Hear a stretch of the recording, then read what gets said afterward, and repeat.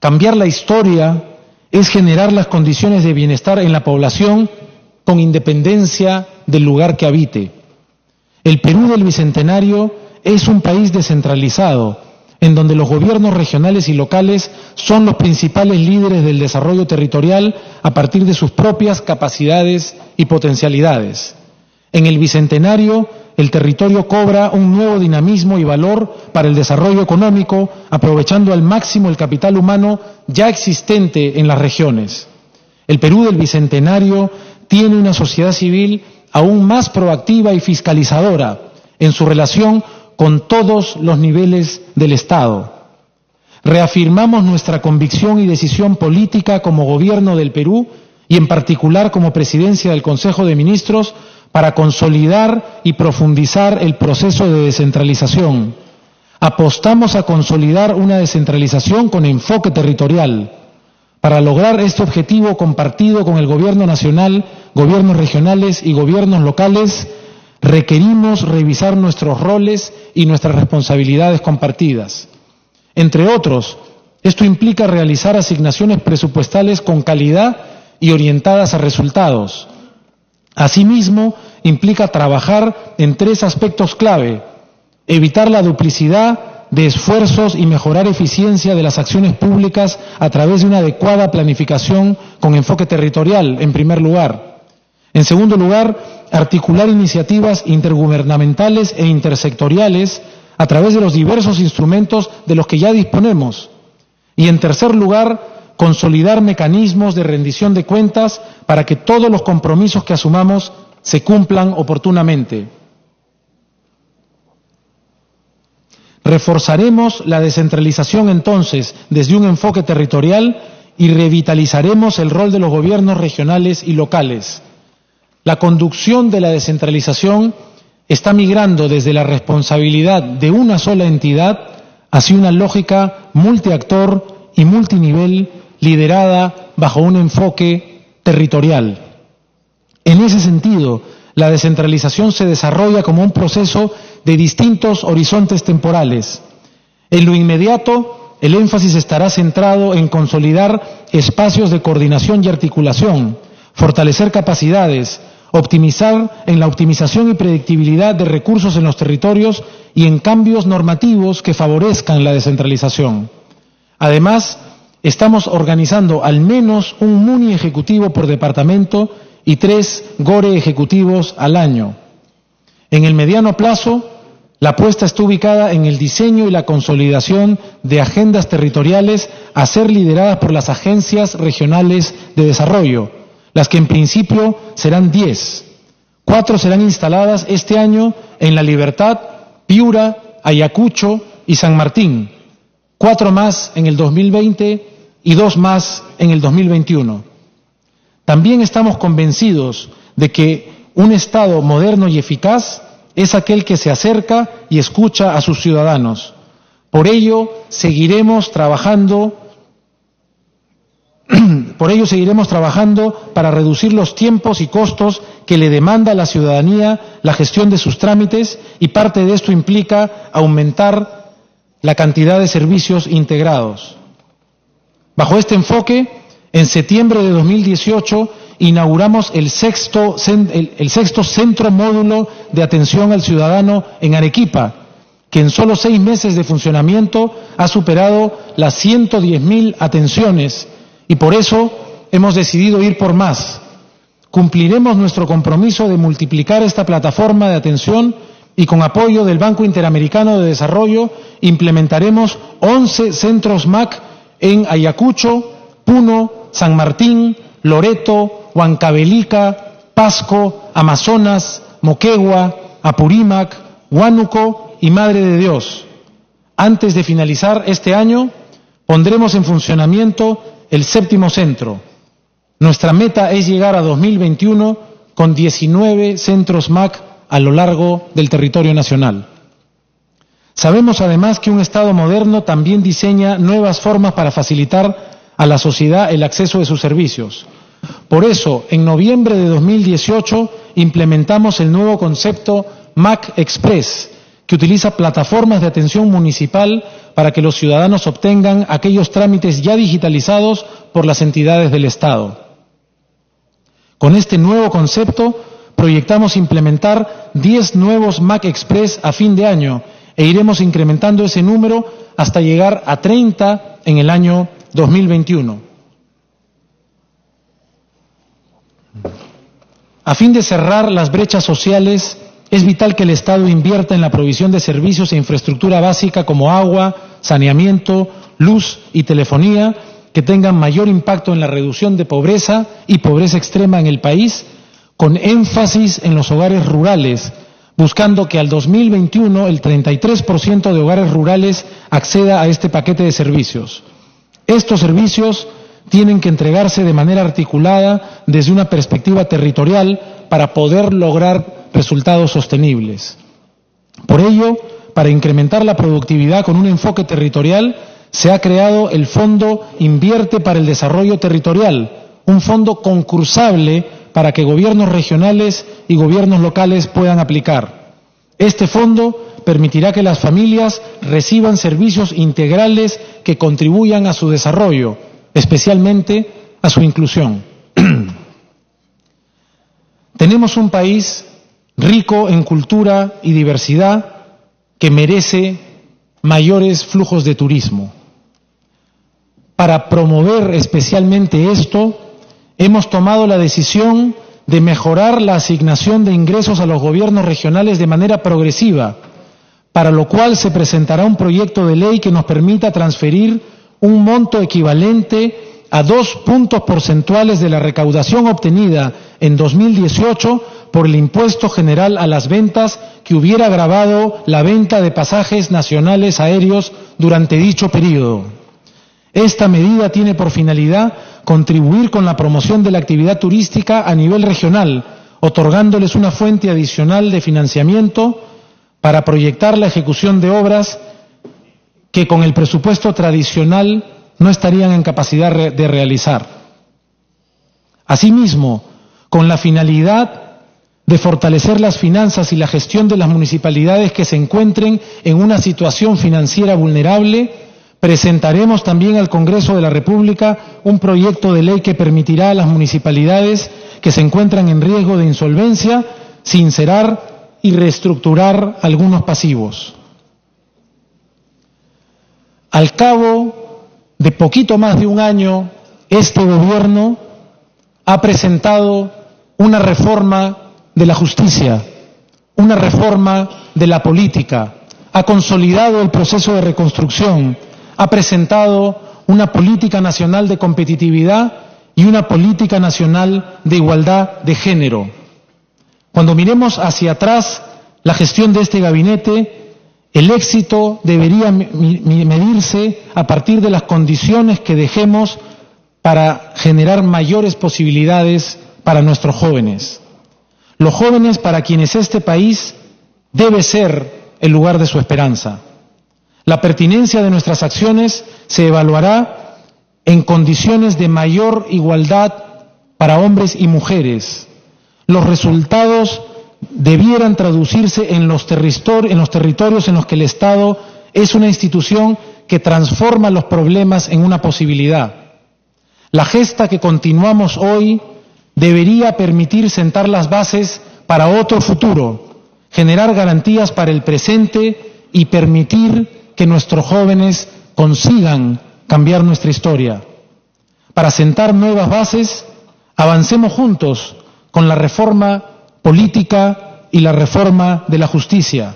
Para generar garantías para el presente, trabajaremos con énfasis en implementar intervenciones de seguridad ciudadana, de salud, de educación y de promoción de la igualdad entre hombres y mujeres. Sin duda, podríamos generar cambios si generamos un diálogo entre peruanos.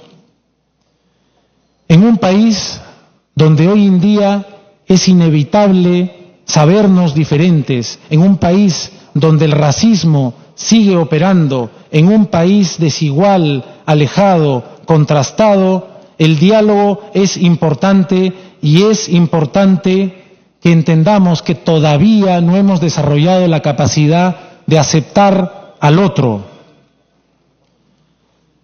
el espacio para incluir la diversidad en la política es el diálogo, es el espacio en el cual tenemos que aprender a encontrar lo que tenemos en común en lugar de limitarnos sencillamente a ratificar nuestras diferencias. Debemos aprender a vivir con el otro, a acompañar al otro, a construir con el otro. En esta nueva gesta, los jóvenes serán los actores principales. En su futuro, la informalidad no debería caracterizar la mayoría de los trabajos de sus compatriotas. El machismo no debería matar, no debería existir, tampoco la homofobia. Y si la historia que queremos cambiar tuviera que repetirse, que lo que repitan nuestros jóvenes sea nuevamente la lucha colectiva por conquistar y construir una mayor libertad. Señoras y señores congresistas, culmino así mi presentación ante ustedes y solicito respetuosamente el voto de confianza de la representación nacional para el gabinete ministerial que tengo el honor de presidir. Muchas gracias por su atención y que viva el Perú.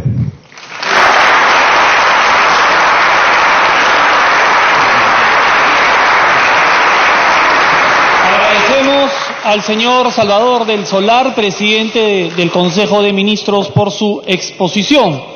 Vamos a dar inicio al debate, primero por una rueda de participaciones de los señores portavoces. Tiene la palabra el congresista Carlos Tubino, portavoz del Grupo Parlamentario Fuerza Popular, hasta por 10 minutos.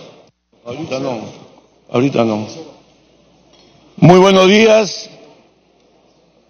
Nuestro saludo al señor Salvador del Solar, presidente del Consejo de Ministros, y a los integrantes del gabinete ministerial, a los colegas congresistas y a todos los peruanos. En Fuerza Popular creemos que esta ocasión es propicia para ratificar nuestra posición dentro del panorama político. Somos una bancada que no piensa en dejar de cumplir su rol constitucional de fiscalización, ratificando que estamos abiertos al diálogo para llegar a consensos en temas que nos permitan generar mejores condiciones de vida para todos los peruanos. Confiamos que en la hora actual se haga justicia con nuestra lideresa y presidente de Fuerza Popular, Keiko Fujimori, y que recobre su libertad próximamente. Lo mismo aspiramos del expresidente Alberto Fujimori. Creemos que el Poder Ejecutivo tiene que emprender las acciones necesarias para impulsar el camino del progreso y bienestar que habíamos iniciado desde hace más de 2 décadas. Es necesario y urgente adoptar esos pasos con decisiones que contribuyan a poner fin a la situación actual donde predominan indicadores que deben relanzarse. El nuevo gabinete constituye una oportunidad para redefinir prioridades de lo que necesita el país. Desde Palacio de Gobierno se han estado priorizando mensajes sobre aspectos legislativos y comisiones especiales, con iniciativas que en muchos casos repiten lo que ya el Congreso está analizando desde hace meses en las comisiones respectivas. Las reformas políticas, judiciales, electorales ya están en debate. Hoy nos pide el pueblo peruano, con mensajes claros, nos pide cronogramas oficiales, metas claras y reversibles para mejorar indicadores de salud pública, anemia, desnutrición infantil, generación de empleo, inversión pública y privada, seguridad ciudadana, educación básica.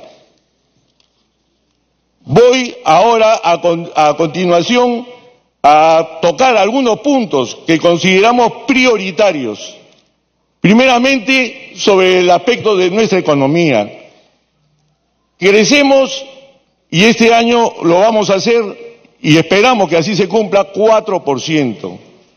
Y se espera un crecimiento similar para el año 2019 y 2020. Si bien es un nivel que nos ubica por encima de la región, consideramos que no es suficiente para generar empleo digno para nuestros jóvenes y sacar a 7 millones de peruanos de la pobreza. Requerimos que el Perú crezca al 6% anual de manera sostenida. Este nivel de crecimiento sí se puede lograr con medidas de corto plazo para fortalecer la inversión pública y privada. En cuanto a la inversión pública, requerimos un plan de inversiones claro, agresivo, para reducir el déficit de infraestructura de 160.000 millones de dólares existente. Lo que caminamos por el Perú, lo que vamos a la Amazonía, lo que estamos en el Perú profundo, sentimos permanentemente esa desconexión de nuestro país y de nuestro territorio con el resto de nuestro país. Debemos incrementar la inversión pública, que está por encima del 5%, y llevarla por encima del 5%, y tomar acciones a corto plazo para revertir el 1% de crecimiento de la inversión para el 2019. Apoyaremos las leyes que se requieran para destrabar las 867 obras que están paralizadas. Duele muchísimo y la población lo ve todos los días cuando ves un hospital paralizado, cuando ves postas médicas, cuando ves escuelas paralizadas. Es doloroso, lacerante ver todas esas cosas y lacera el corazón de los que tienen sensibilidad y de los buenos peruanos. Suman más de 16.000 millones de soles identificados por la Contraloría. Urge tomar medidas para mejorar la ejecución y la calidad de la inversión pública, que en los últimos años alcanza el 60% del presupuesto. Con relación a la inversión privada, es imperativo fortalecerla. Representa más del 75% de la inversión total, para lo cual es necesario darle confianza al inversionista, garantizando la seguridad jurídica, el respeto a los compromisos laborales, medioambientales, entre otros. Consideramos que tenemos varios motores de esta inversión, particularmente la minería, que constituye el 10% del PBI y el 60% de las exportaciones del país. Y ahí sí nos preocupa lo que vemos hoy día en cuanto a los conflictos mineros, y que deben ser solucionados cuanto antes, y que lógicamente esperamos que eso no termine afectando justamente la inversión privada y el crecimiento del Perú para esa lucha que tenemos todos los peruanos contra la pobreza, el gran tema pendiente de nuestro país. Y por otro lado, tenemos también que impulsar, y nos comprometemos, la agroexportación, que representa el 6% del PBI y el 12% de las exportaciones, además de promover otros sectores como el turismo forestal, la acuicultura, entre otros. Por nuestra parte, Fuerza Popular apoyará desde el Congreso la aprobación de las leyes que fortalezcan estos sectores, como el caso del régimen agrario, que logró reducir la pobreza de la actividad agraria del 81% al 38% en los últimos 15 años. Otro tema que implica a todos los peruanos es la lucha contra la pobreza. Definitivamente no se puede enfrentar la pobreza sin desarrollo económico y sin puestos de trabajo dignos. Nos preocupa que hoy las entidades del Estado, para enfrentar la pobreza, utilizan únicamente el índice del INEI, en la cual no nos lleva a conocer exactamente cuál es la situación en nuestras regiones y en el interior del país. Entonces, por ejemplo, en la región Ucayali, nos dicen que tenemos 13.9% de pobreza, y así sucede con otras regiones, casi igual que Lima. Pero cuando miramos otros estudios particulares de universidades distinguidas, Universidad del Pacífico, por ejemplo, pobreza multidimensional, desarrollo social, que lo ha hecho Centro Católica con 9 factores, con 11 factores, entonces aparece, por ejemplo, la región Ucayali, aparece en pobreza multidimensional como la región del Perú que tiene más pobres no visibles para el Estado, 28%, muy lejos de estas estadísticas. Por otro lado, también Centro Católica coloca a esta región Ucayali, la que tiene el menor desarrollo social del país. Entonces, los señores ministros y ministras de esos sectores de desarrollo social deben tomar nota de esto, porque no se puede seguir trabajando programas sociales con el INEI y sus índices de pobreza. Hay que mirar mucho más este tema. Por otro lado, decir también que otro tema que nos preocupa tremendamente es el tema relacionado a la seguridad ciudadana. Y en el tema de la seguridad ciudadana hay índices que se tienen que superar. El ministro del Interior tiene que hacerlo, pero hay que asumirlo con tecnología, no con más policías desarmados que los mandamos a las calles a enfrentarse a personas que vulneran el orden público. ¿Y qué hacemos? Los enviamos con su casco, con una vara de ley y nada más. No hay armas no letales. Es decir, así vamos a enfrentar los desafíos que tenemos en el país en cuanto a seguridad ciudadana. Y en los temas, por ejemplo, relacionados con la lucha contra el narcotráfico, nosotros miramos acá lo que nos dice las estadísticas que vienen internacionales de la ONU. Ha aumentado el narcotráfico o la producción potencial de narcotráfico en el Perú, 410.000 kilos, porque no quiero hablar en toneladas. Producimos un montón de 410.000 kilos de producción potencial de cocaína. Del 2016 hemos subido a 491.000 kilos. Es un montón. No hablemos de toneladas, porque a veces cuando hablamos de toneladas no graficamos lo que significa esto. Es un gran problema. Y eso lo tenemos en el BRAE. 294.000 kilos de cocaína. No se hace ahí erradicación, no se hace una lucha contra el narcotráfico como corresponde. Y no podemos seguir en esta situación, a pesar de que este Congreso de la República ha dado dos leyes importantes. Ley 3033-9, Ley de Control, Vigilancia y Defensa del Espacio Aéreo Nacional. Ahí ingresan todos los días avionetas a recoger droga en el Perú. Es una vergüenza. Y también sucede que las Fuerzas Armadas tienen también una ley. Y no hay que temer a las Fuerzas Armadas, porque los que hemos vestido uniforme sabemos que sí se puede luchar contra el narcotráfico con las Fuerzas Armadas y haciendo interdicción, no en las ciudades, no en los sitios que no están en emergencia, como lo dice la ley, de acuerdo a las zonas declaradas en estado de emergencia.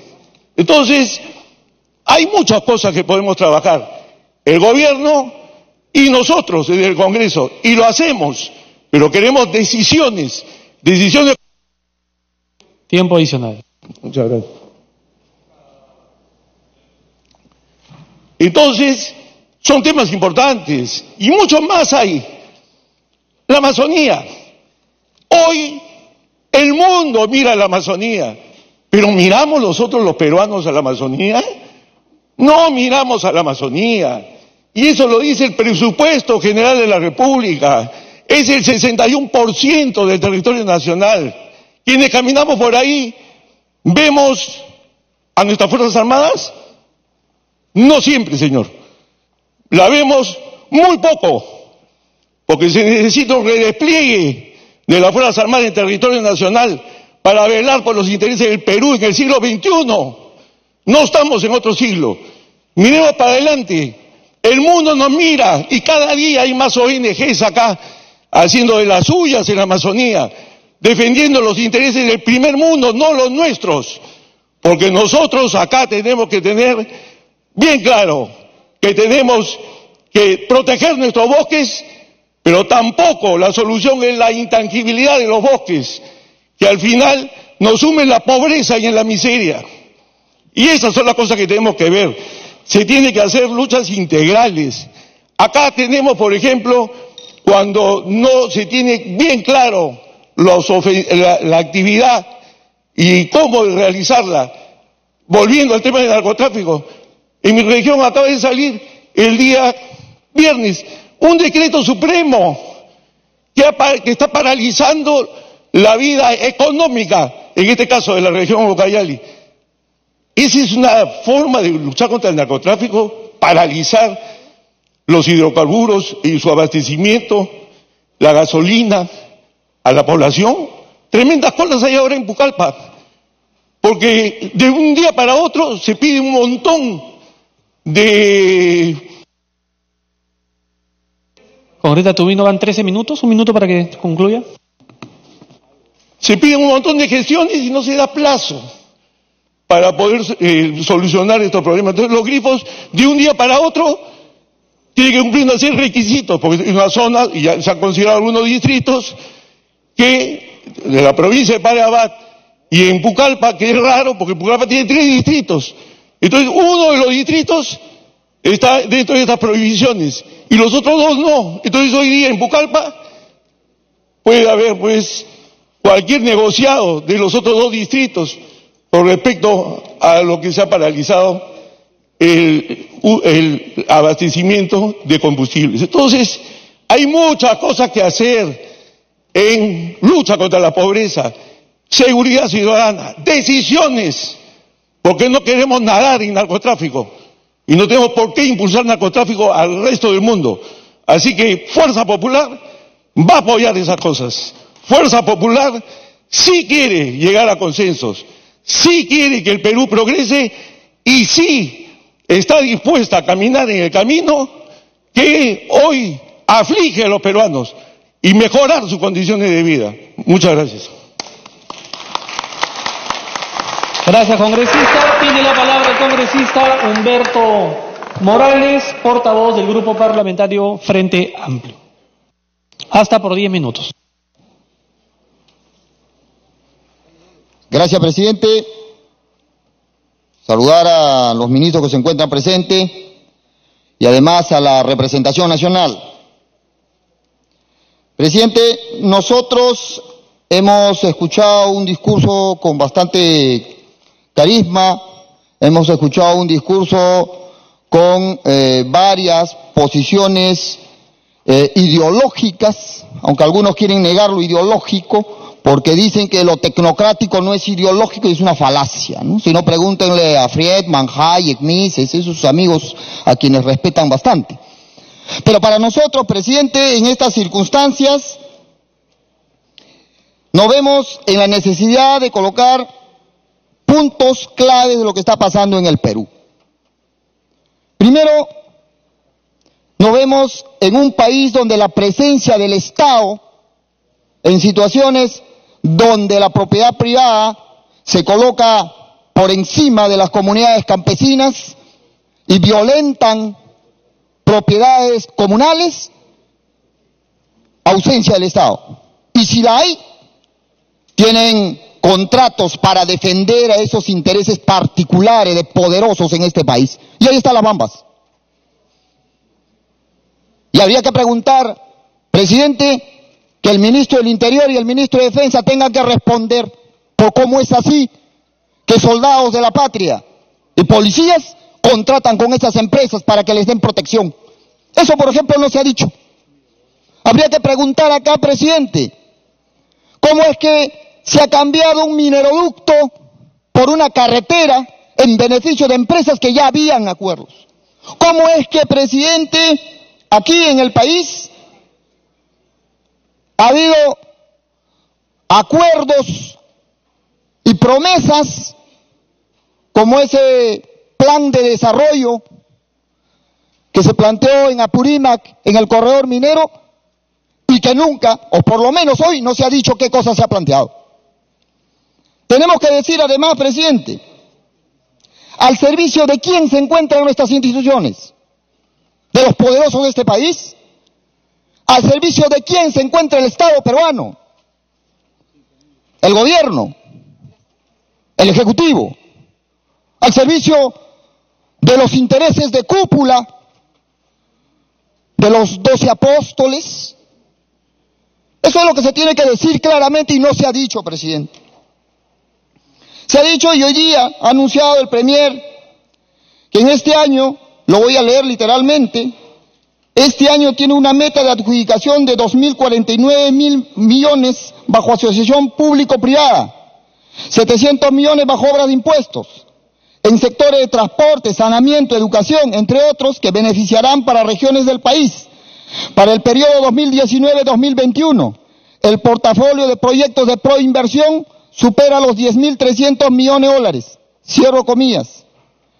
Ya sabemos cómo las asociaciones públicas privadas han sido un mecanismo de corrupción legal en el país. Cómo un grupo de personas han legalizado su accionar, y ahí está un informe en minoría presentado aquí desde la bancada del Frente Amplio, que nos enseña y expresa cómo es que estas asociaciones público-privadas han sido un mecanismo por la cual le han robado al país, y que hasta ahora un ministerio público no puede cuantificar cuánto se han llevado del país. Y todavía tenemos sus secuelas ahí en la subcomisión de acusaciones constitucionales. Por eso, presidente, tenemos nosotros una gran preocupación sobre estos temas,